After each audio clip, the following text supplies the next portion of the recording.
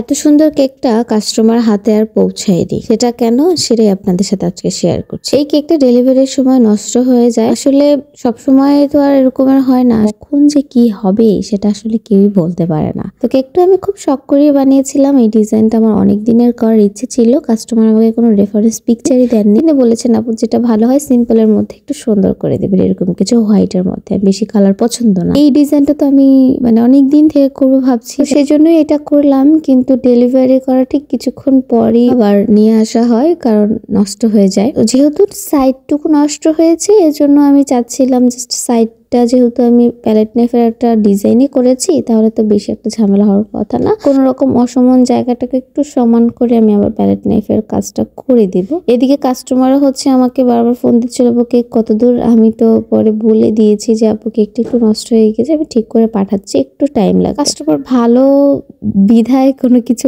বলে নাই। সাইডে আমি ক্রিম দিয়ে আবার তারপর একটু সমান করে নিয়েছিলাম, যাতে করে বোঝা না যায়। শেষে এটা আর হয়নি, কারণ আমার উচিত ছিল একদমই সকল কিছু উপরের সকল টপার গুলো উঠিয়ে পুরো ক্রিম ফালিয়ে আবার নতুন করে যদি আমি ডিজাইন করতাম, তাহলে একদম সুন্দর হতো। কিন্তু টাইম অনেকটা কম দেখে আমি এত কিছু করতে চাইনি। আমি যত শর্টকাটে করতে চাই সেটা আসলে শর্টকাট হয় না। যেহেতু সাইডের এটা করতে চেয়েছিলাম কিন্তু হচ্ছে না, তাই সাইডের ক্রিমটা উঠিয়ে আবার ক্রিম দিয়ে ডিজাইনটা করলাম। কিন্তু একদম তো আর ওইভাবে প্রথমবারের মতো অত সুন্দর হয় না। তো সাইডের ক্রিম দেওয়ার পরে একটুখানি উপরে লাইন লাইন উঠে আসছিল।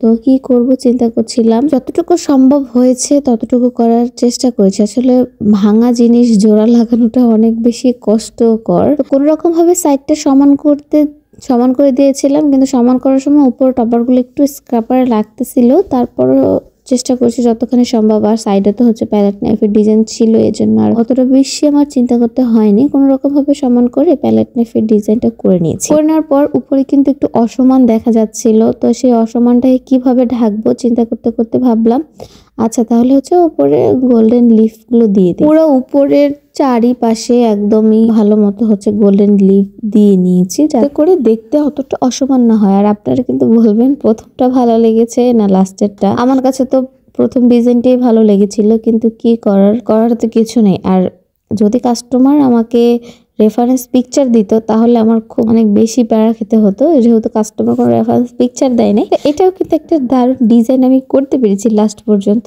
তো এই জন্য কাস্টমার কিছু বলেনি, কাস্টমার পছন্দই করেছে। এরকম দুর্ঘটনা হলে সত্যি খুব খারাপ লাগে।